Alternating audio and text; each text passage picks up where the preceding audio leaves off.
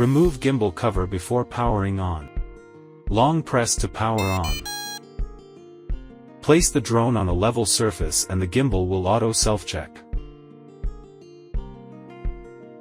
The camera can be adjusted up and down via the remote control gear. Powered on with gimbal cover attached. Manually rotating the gimbal after power on. Powering on the drone directly on grass or uneven surface.